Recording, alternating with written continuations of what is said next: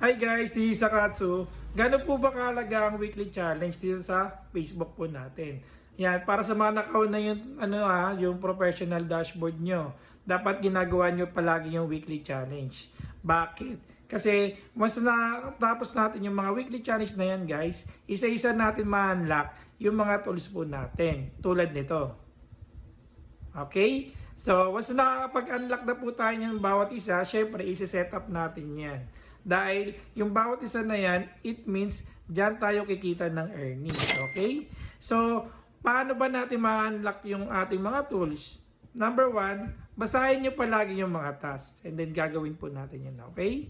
And then, wag mo rin kakalimutan makipag-engage. Mag-iwan ka palagi ng bakas. Okay? So, dapat like ka nanonood ng video nila, tapusin mo, magre-react ka, and then mag-comment ka. So, ayun na yung ibig sabihin ng bakas para mabalikan ka ng engagement at maulanin ka na marami. Okay? Salamat po.